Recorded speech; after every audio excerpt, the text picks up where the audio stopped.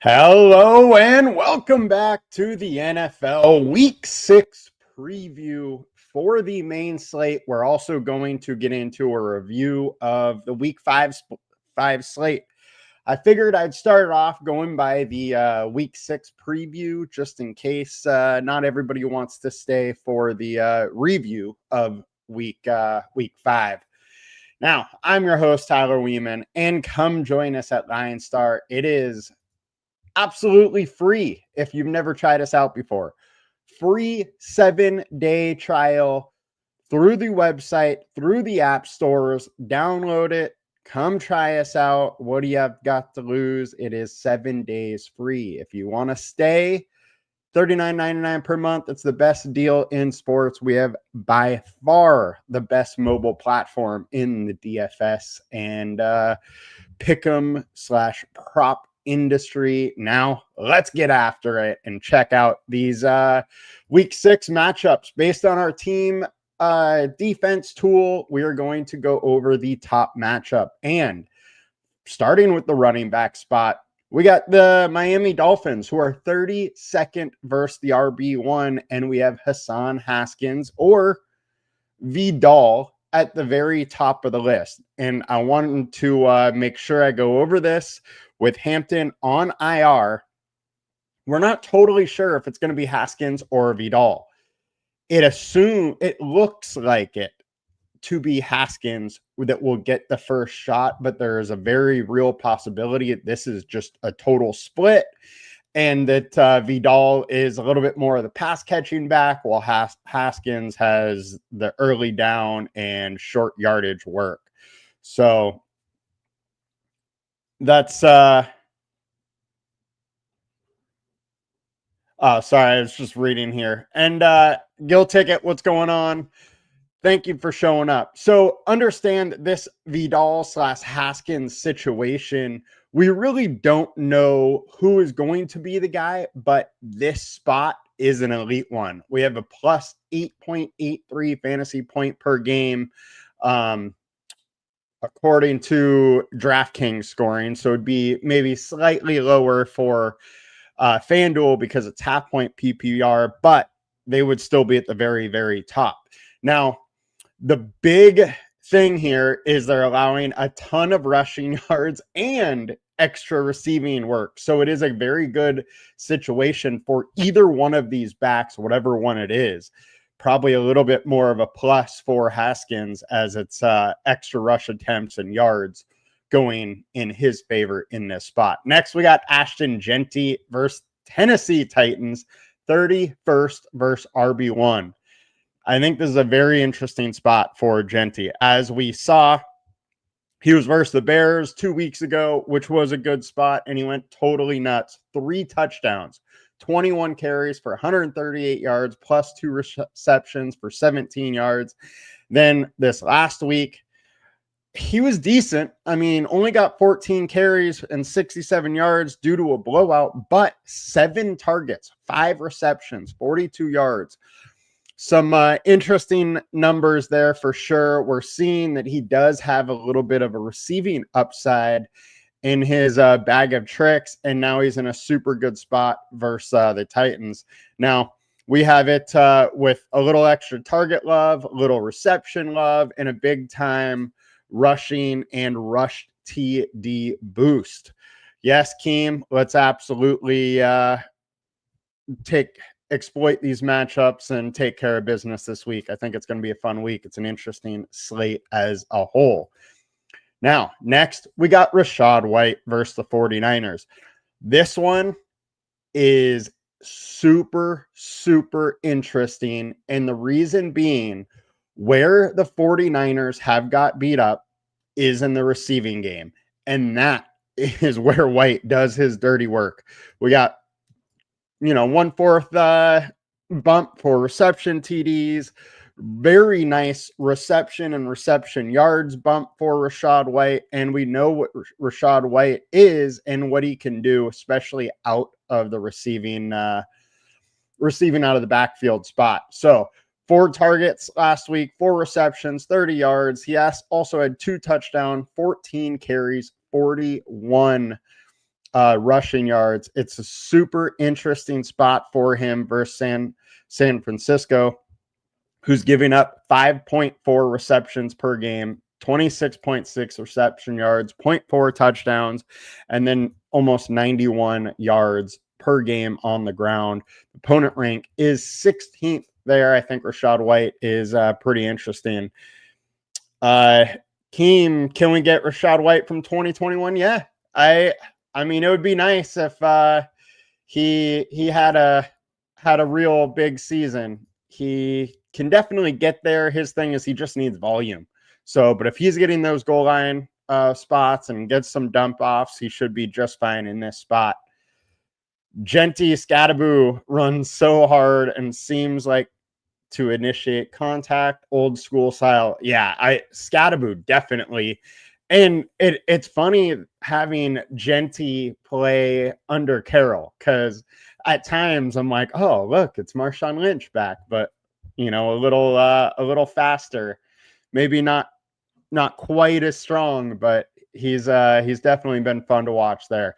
Now we got 28th versus RB1 for the Dallas Cowboys, and Rico Dowdle is facing them. Rico Dowdle, 4-star alert score, and he just went absolutely nuclear versus Miami. Now, this was, the 32nd matchup. So Rico Dowdle is in a similarly good matchup here. Not quite as good, but you can't expect 23 carries for 206 yards and 3 receptions for 28 yards very often here. He banged in a touchdown also. I would expect that he has a giant workload in this matchup, and it's one that has been very, very fruitful. And Rico is good both via the pass and on the ground. And Dallas Cowboys have been getting beat up. 27th overall as far as straight up fantasy points per game to the running back. They're allowing 91 yards a game, 6.2 receptions, and almost 60 more yards. Rico's in line for a great game here. And at 49.5, I believe that is the highest game total on the slate. Let's check that out real quick here. We got Arizona, Indy at 47, San Francisco, Tampa Bay at 47, and yes, 49 is the high. So this Dallas Carolina game is one that people are definitely going to want. Absolutely, that Rico revenge narrative is fully on board here. They didn't want to pay him. Now he can make them pay. Next, we got Travis Etienne, 25th versus RB1 as the Seattle Seahawks. Etienne is obviously in a good spot here. My one worry is he did play his second lowest percentage of snaps last night so far on the year. Etienne, though, behind this Jags and Liam Cohen offense, has played pretty well. The ceiling games are there. I think you consider him in this spot. The one thing is they've been very good on the ground versus running backs. It's through the air where he's got it done. And that hasn't been a strength of Etienne this year. He's only averaging 1.8 receptions and 8.2 yards. So that is your reason to be a little worried about Etienne there. Now let's get over to the wide receiver ones and check out what we got there.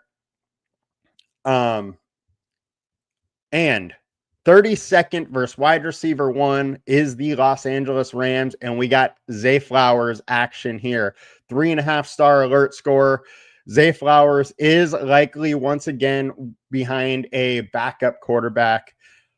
It was absolutely a blowout, but he still had 5 for 72 versus Houston. Now, this is a much, much better matchup for him, and I would expect him to do better. We do have to worry about who the quarterback is.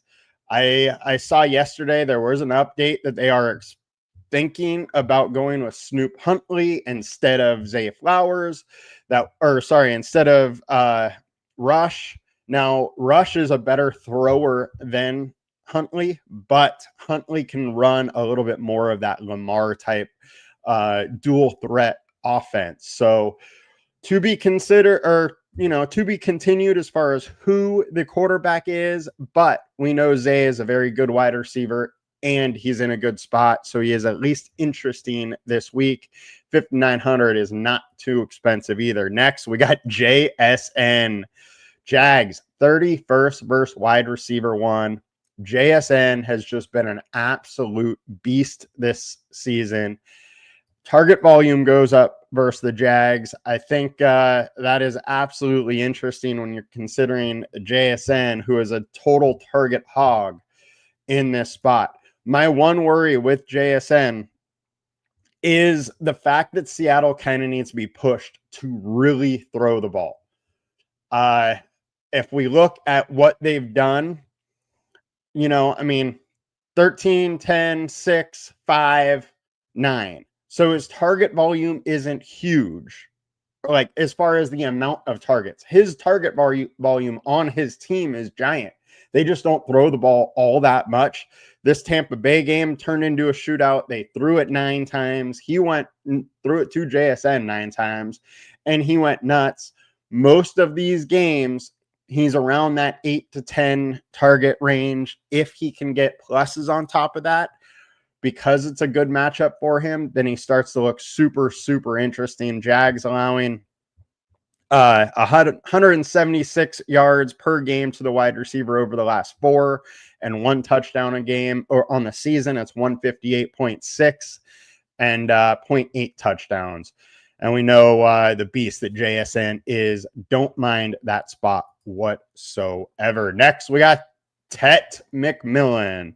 Tetaroa McMillan in a good spot versus Dallas. Now, this is another guy that's taking a very large portion of the target volume. Every single game so far this year, he's had 8+ targets, and I think this is a matchup which could be pluses on top of that. This game is the highest scoring game of the week. Both defenses can be beat a little bit. Carolina's defense isn't awful, but it's not good. They're kind of middle of the pack here, but that Dallas offense is good. They're going to be able to move the ball. They're going to be able to put up points.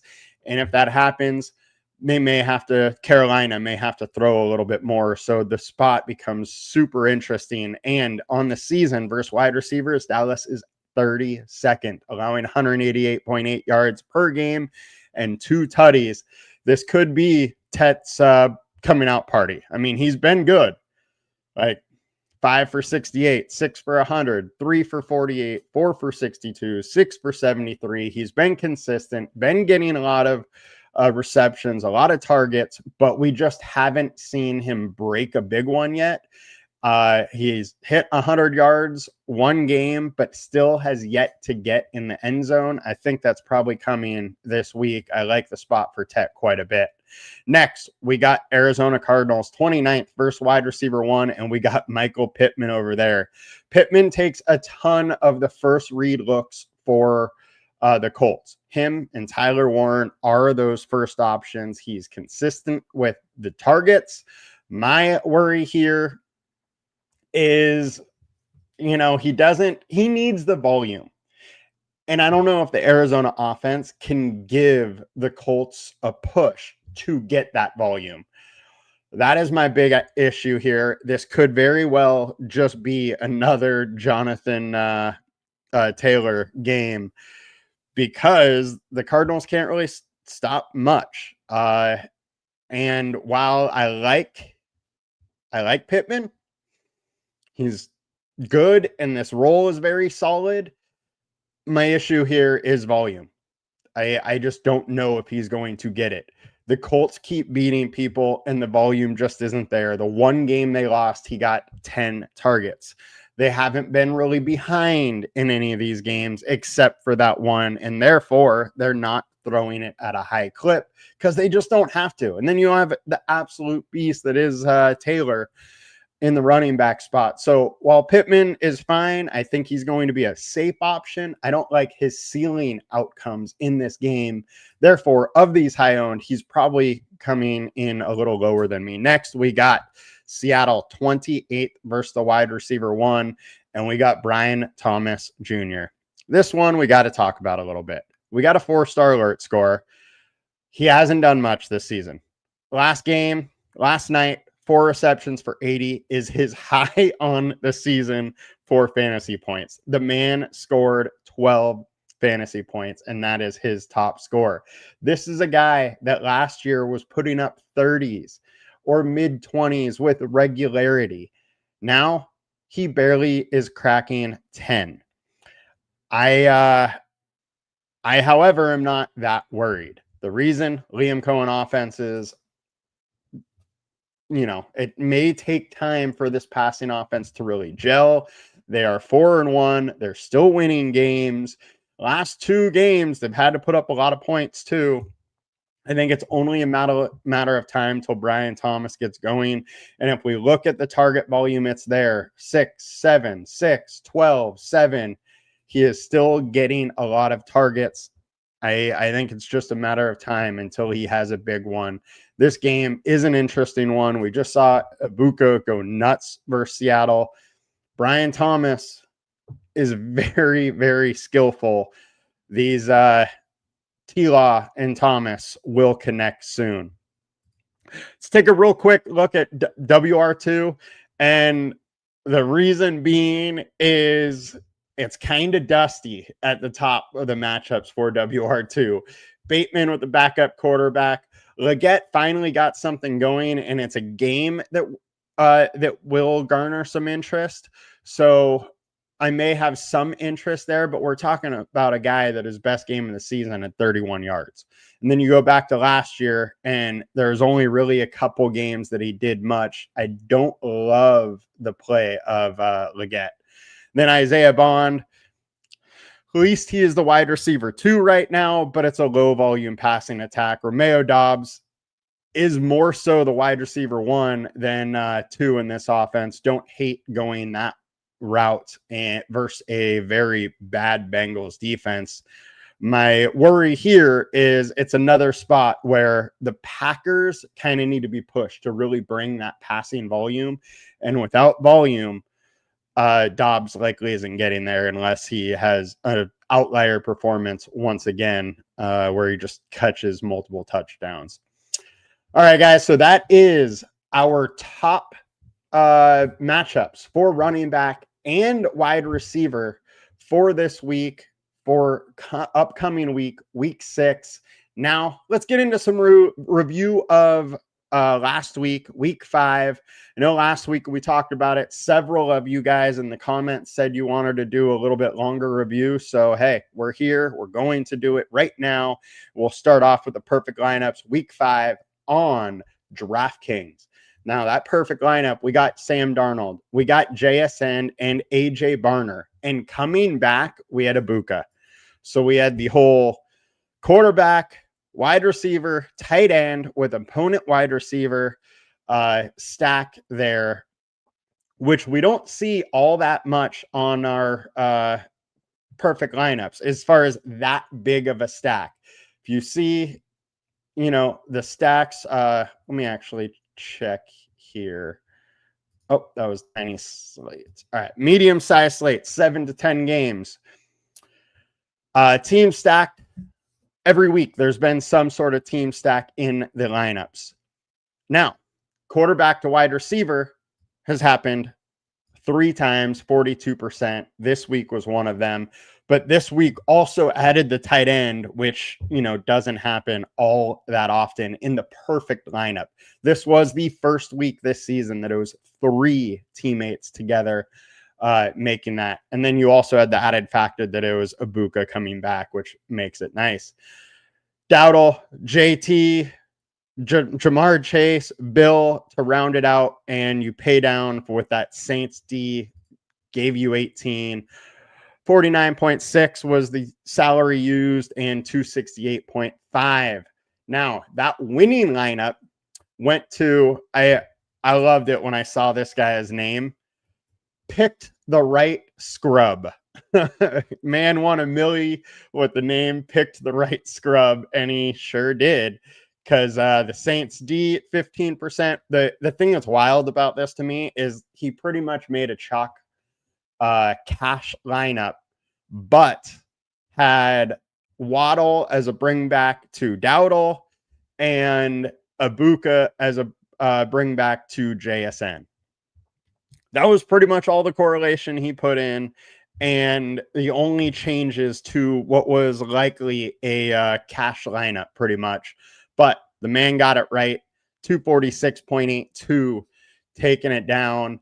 No QB stack. Well, sorry, QB and running back stack. Also a weird pairing that not a ton probably did, but Fields is one of the few quarterbacks you really can get away with not stacking just because you expect so much of his points to come through rushing. Now, that's not exactly how it went this week. I mean, he had 2 passing touchdowns and threw for 283. He only had 26 rushing yards, but then he also had 2 2-point conversions to make it really where he had like 3 passing touchdowns. Juan Garcia, would you trade Justin Jefferson and Swift for Rice and ETN? I'm guessing you're saying DeAndre Swift. That's a tough one. It really depends on what your team is. I wouldn't give up on Justin Jefferson. So if you need a running back, though, I would much prefer ETN over DeAndre Swift. All in all, I don't know. I'd probably just keep Justin Jefferson and Swift. Chat, you guys got any ideas which way you would want to go? It's kind of hard not knowing the whole team, you know. All right, so we had an interesting lineup here. Congrats to Pick the Right Scrub. They had a little correlation, just went, a little different with how they did correlation. So even though it was a chalky lineup, they had no dupes. Next, Keitel, 35, won 100K, got second place. They had the Darnold JSN and with the comeback of Ibuka. Then they also had Dowdle correlation, 2-man Detroit stack, which I thought that was a very interesting way to build this week, is having a non-Goff 2-man Lions stack. And the reason being is we knew Detroit was going to put up a lot of points. And if it didn't come from Goff, it's likely going to be one of the running backs, and then one pass catcher would get there. We knew Goff would throw for 2 touchdowns or something. And Keem, I'm in agreement there. I would keep Jetta unless really need running back. I love Rashee Rice, but it's still also another week until he comes back. And if you're going to trade Justin Jefferson, you should have said, you should have been doing it last week, so you got, out of his bye week. All in all, I really like this Kettle lineup. The guy got second. Very good lineup. A lot less chalky. Some solid correlation there. Just skinny stacks within, and then the Detroit 2-man. Alex W. will go to third place here, see what we got. So once again, we had the Darnold, JSN, and Ibuka come back. He got Laporta just like the guy in second spot. Had a Laporta and Chase stack. Hall went nuts. Dowdle obviously went nuts. He just needed to figure out how to get Jonathan Taylor pretty much in there, and he would have had a chance to take this down. All in all, fine lineup. Don't see any glaring issues with it. He got third, so you can't really argue with the production. Now, let's check out the Fanduel lineup. So Fanduel, perfect lineup. We got Sam Darnold, JSN, AJ Barner, comeback of Ibuka. It's really not that often that you see the same lineup in both, or almost the same lineup. The only thing with FanDuel is Javonte got in there instead of Jonathan Taylor. But outside of that, they're the same. Bill, we didn't even talk about Bill. Bill hasn't been in any of these lineups, but I think if you have Bill on your roster, moving forward, he's going to be very interesting. 45% of the snaps, had 16 touches this week. Absolutely made out like a bandit with them. It's hard for me to see them, playing that three-headed monster anymore. I would expect it just to be Bill, Ja'Cory Krosky-Merritt, and my man McNichols moving forward. Gil Ticket. Yeah, I played a lot of Goff as well. I had a little bit of Darnold, not enough. And, it was a spot I liked too. Sunday morning, I had to make some cuts. And unfortunately, Darnold was one of the ones I went down on. I was playing Goff kind of more so with the giant onslaught stacks. And so those ones didn't really get there with me because I didn't have much. I had Gibbs, Williamson, Amon-Ra, or LeBron, Laporta. That was kind of a lot of my onslaughts with Goff, and unfortunately, those guys just didn't get there. But yeah, interesting slate altogether. And then let's get into the winner on FanDuel, $300K to OCD OBV. They had a super, super interesting lineup. Reason being is they had Stroud unstacked. Now, Stroud is a guy that needs passing volume to really get there. He needs yards, touchdowns, and he had 4 passing touchdowns, had 244 passing yards, 30 rushing yards, and he's unstacked. I mean, more power to them.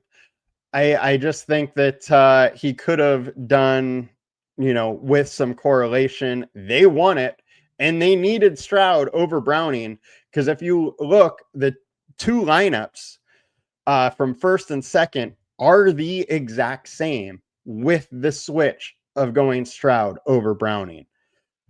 Crazy little difference there. But it was the difference of 80K and 300K. Hafner had too much correlation, is essentially what came down to it. Team play the best plays came through. Jamar Chase went nuts. It was a guy that we talked about. Rico obviously went nuts. Jonathan Taylor, Brees, all the guys that we've been talking about once again did it. He had most of the perfect lineup. He just could have, if he did Darnold and JSN here instead of Chase, the lineup would make a little more sense. But hey, I can't hate on a 300K lineup. Congrats to you. He's also a good player that wins a lot of stuff. So, maybe he's onto this. He has correlation in his lineup. It's just not the normal correlation we see. And guys, think that might be doing it for us today. You know what? Let's go over another lineup. And then if you guys have some questions, feel free to ask them away. The Cats attack getting third.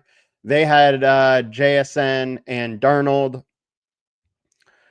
Their big issue is that they had David Montgomery instead of Brees, and Tyler Warren was a letdown for them. So they lost tight end points with Tyler Warren, but it was part of a little 2-man stack here.